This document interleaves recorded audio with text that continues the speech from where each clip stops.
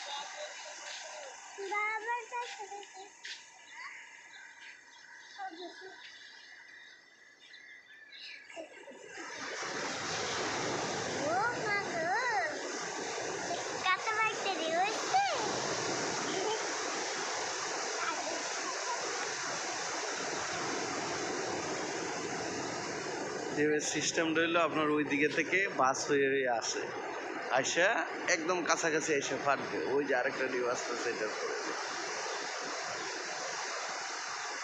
ওই যে একটা ঢেউ আসতেছে, ওই যে ঢেউটা দেখতে পাচ্ছেন আপনারা, বিশাল বড় ঢেউ। দেখা যাক, এই